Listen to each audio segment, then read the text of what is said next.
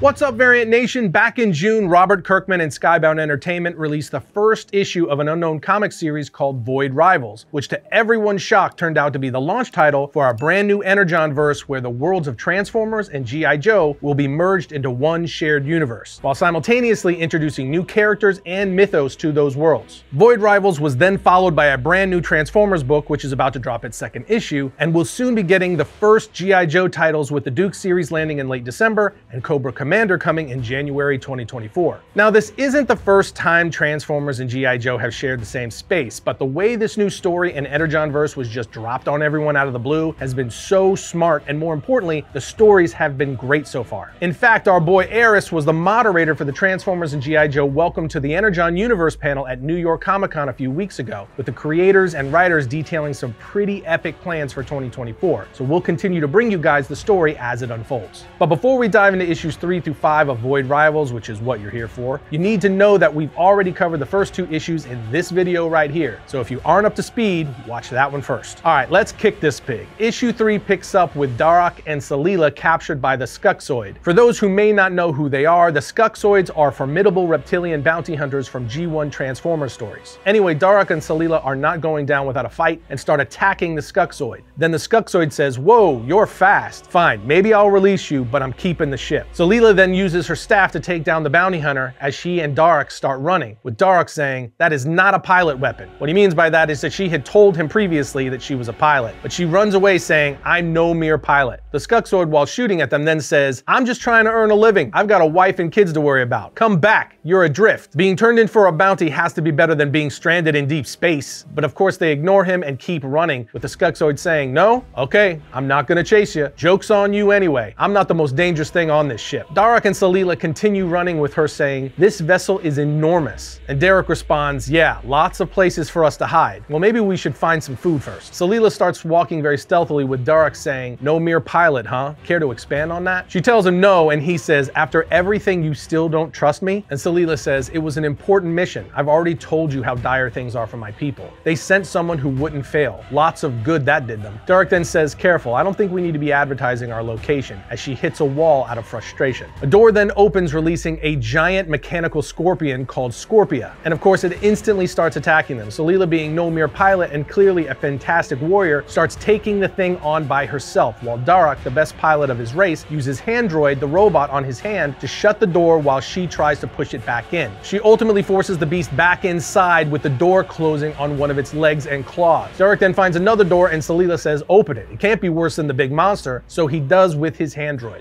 At which point another deep pull from the Transformers universe shows up, a Quintesson. The Quintessons have a dark history and are connected to both Primus and Unicron. Anyway, the Quintesson comes out saying to them, "Don't be alarmed. I mean you no harm. Our interests are aligned. I desire to escape, same as you. Come, I know where the brute keeps my ship." Handroid then pipes up saying, "I have no known matches in my database for this form," with Darok saying, "We're meeting a lot of those on this mission." Salila says, "He seems nicer than the other guy. What do we have to lose?" The Quintesson says, "The Skuxoid is a nuisance. I have many dealings with many civilizations across the cosmos. My kind have made enemies. Once your kind are blamed for the Age of Wrath, a large swath of sentient life refuses to forget, no matter the centuries past. After you have aided me in returning to my ship, I will be in your debt. That debt will be paid when I deliver you to whatever destination you choose." They then make their way to the Quintesson ship, but are greeted by the Skuxoid, who says, "Okay, that's enough. I think your fun adventure on my Rockoroid has finally come to an end." The Quintesson says, "Don't hesitate, allies. Slay this vicious beast at once so we can escape with haste." But the Skuxoid says, "I wouldn't trust this one, friends. He'll turn on you the moment you're alone with him. Cross my heart and hope to die." The confused Darok and Salila say,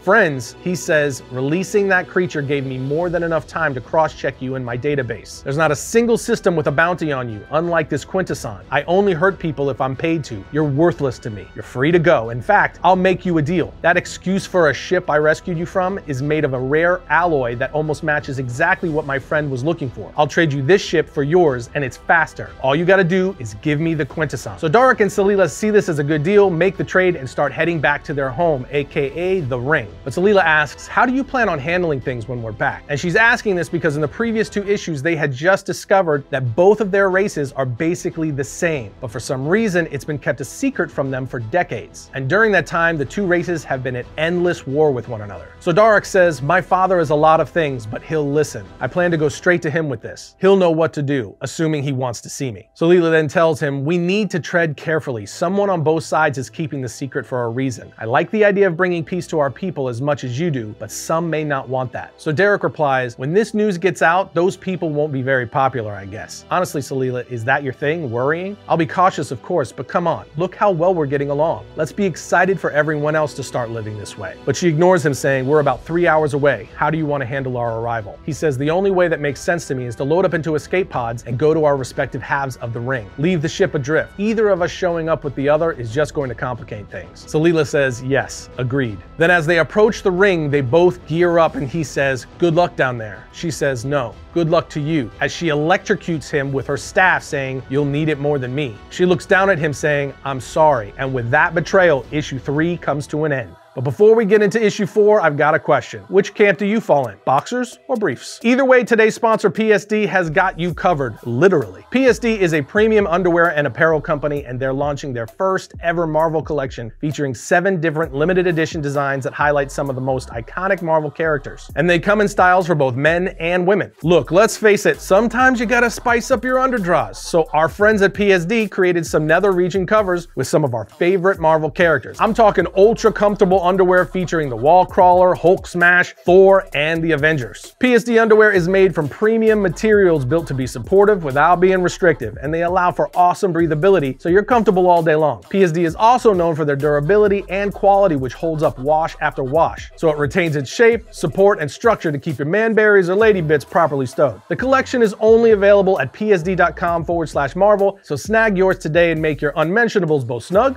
and powerful. And at checkout, make sure to use our code VARIANT to get 15% off your order. Just click the link in the description below. All right, getting back to the story, Void Rivals issue 4 opens up with Salila changing course, announcing, sending security clearance code. And just as she does, Handroid takes matters into its own hand, quite literally, and punches her. He says, if you completed the clearance codes, unsend them and reset course to Agora. Otherwise, as much as I prefer not to, I will blast you unconscious and we will just wait to see who gets to us first. She asks him, how did you do that? He explains, the brain moves the body with electrical impulses. I'm like an extra brain for your hand. I just can't move the whole body, but I can move it enough. Salila then says, my second question is, how do you see? Because if you were paying attention, you'd realize you're in no position to be making demands. If I lose consciousness or my balance, this sphere goes plunging into your host's chest. I assume you have a protocol against that? He admits, I do. I surrender. We then see the course she set is for her home of Zertonia. They are taken to the ruler of this part of the ring, the Premier Zalilak, who's been asked by one of the people for more water. But before he could deal with it, one of his soldiers tells him, we've just been transmitted the proper security code. With the Premier saying, Salila, he then dismisses the person he was talking to, saying, I must attend to this. We will settle these matters another time. Next, we see Salila bring Daruk in, saying, this is really something. I mean, I can't believe I fell for this. You double-crossed me. After everything we've been through, you betrayed me. All we've done to survive, after all the times we've saved each other, I thought that meant something. I thought we were friends. Salila replies, friends? No, I'm sorry, but there's just too much at stake for my people. I will admit, I no longer consider us enemies, but friends? No. More like rivals. Daruk laughs, saying, I like that. Okay. Rivals it is. Salila then threatens Daruk, saying, look, if you want to survive what comes next, do not tell them that our helmets came off. You tell them they were on the whole time, and I will only share what we learned with those I'm sure I can trust. He asks, and you know who that is, right? Salila responds, working on it, as she takes him to see the premiere. We then see they are in a futuristic gladiator type arena with all of the people watching screaming in the crowd, he's hideous, as they hate his race. The premier then says, Salila, I knew you would fulfill your duty, as she bows to him. But then on the next page, we are taken to Shockwave on Cybertron, saying, what is the meaning of this outrage? You dare to bring a Quintesson to Cybertron? The Skuxoid responds, to sell as your prisoner. Am I missing something here? I thought you hated each other. Shockwave replies, what currency would you expect me to have that I haven't already spent on resources? I barely have enough Energon to sustain myself. My fellow Decepticons are in stasis. To which Skuxoid replies, well then, I expect you to relate to my plight, friend. Surely such a hated enemy to your kind has value. Maybe you have something to trade. I'm sure we can work something out. But Shockwave warns, remove this foul creature from my sight before I commandeer your vessel and strip it for parts. So Skuxoid just says, fine, I can tell when my services aren't appreciated, and he just bails. We then head back to the ring where the Premier tells Salila, I know of this Darok. He is the greatest pilot. He is of high value to the Agorians. He is a valuable asset to us. We can trade him for resources. Your actions will save many lives. She then asks, so he will be returned to his people? The Premier responds, when they meet our demands, yes. She says, good. He asks, good? You care for this Agorian? She says, no, of course not, but our ships crashed on the same planet. We had to cooperate to get home. He is my enemy, yes, but we survived together, and after everything he went through, I don't want to see him face any harm if it can be avoided. The Premier just looks at her, then gets real close to her face and asks, in all your time with this Agorian, tell me, did you ever see his face? Her eyes get the size of saucers because she knows that she has. We then see Darok in prison talking to Handroid about their potential fate, but all of a sudden the cell doors open up with Salila being thrown in. He asks, what happened? She says, they know about us. I'm so stupid. I didn't tell them, but the Premier asked if I'd seen your face, and he just knew. He didn't even wait for me to answer. They threw me in here immediately. I suspect to prevent me from talking to anyone. Darok asks, he didn't bother to ask what my face looked like? She says, no, he already knew. Whoever is keeping the secret, it starts at the top. Darok then replies, you double-crossed me, and look at you. Look what it got you. He then starts laughing uncontrollably with her saying, I hate you. Issue 4 then comes to an end with the Premier talking to a mystery person saying, they saw each other's faces. We're going to deal with our pilot as agreed. It's just a matter of the Agorian. The mystery person just replies, I know what must be done. I don't have time for this. Carry on. The Premier responds, I think it's more complicated than you realize. I don't normally risk contact for such a trivial matter, but circumstances are unique, especially considering who the pilot is. The other person then asks, who is he? And on the last page, the Premier answers, your son, Mr. Doolin. So there's a twist for you. It's Darok's father and the leader of the Agorian people. And the last thing we see is his father saying, do what you will. He was lost to me long ago. And that, my friends, brings us to issue number 5, where we see both Darok and Salila in the cell with him asking, okay, exactly how much trouble are we in here? She replies, they're going to kill us. He then asks, do you feel good about yourself? Are you happy with the choices you've made? She then replies, I am not. But he throws his hands in the air saying, we could have dealt with this separately. Nice little escape pods to our separate homes. But no, you had to complicate things. Salila then proceeds to tell him that she would have ended up there anyway, but at least he has some bargaining chips because he has information they want. However, she also then tells him that they are probably going to torture him first, at which point he says, what? Now at this point the soldiers come in and inject Darok in the neck with something that knocks him out. A woman named Mistress Vil then walks in, whom Salila is shocked to see, saying, I am no longer your child, witch. I turn my back on you. I am a warrior. I am a pilot. I no longer belong to your order. The mistress says, you have become what we have allowed you to become. Your path has been ordained and you walk it as designed. So clearly this is where Salila was trained and came from, but she doesn't want anything to do with it anymore. However, as they continue to talk, we realize the mistress is actually there to break her out, saying, it's not your destiny to die here. A keeper of the light doesn't need to meet their end in darkness. Soon you will find your path and resume your journey. We are here to prepare you for what is to come and provide you with a unique item of power, which will be essential to your journey. We are then taken back to the Skuxoid, where he has taken his Quintesson prisoner back to his home planet to try to sell him back to his own people. But like everyone else, they want nothing to do with him or the Quintesson. So he says, I'm just trying to make a living. You can't punish me for that.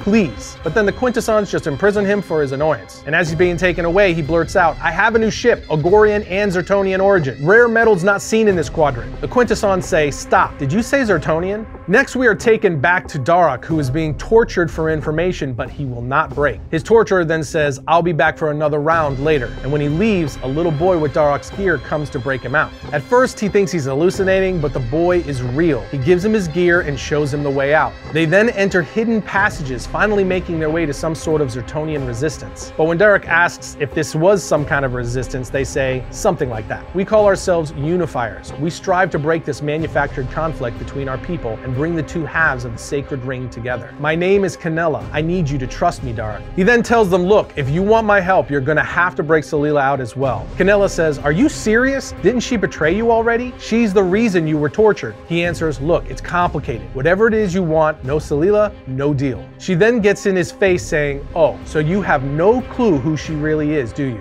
And then the issue ends with Salila still in prison, but having been given a unique item of power by Mistress Vil. But there you have it, my friends. Void Rivals Rivals issues 3 through 5. This is shaping up to be a great first arc and intro to this part of the Energon universe, with 2 warring races. I'm very curious to see how this first arc will wrap up later on, and if it will set something up for the Transformers and the Joes. But let us know what you guys thought of this series down in the comments section. Other than that, we'll see you next time when I talk about all things comics.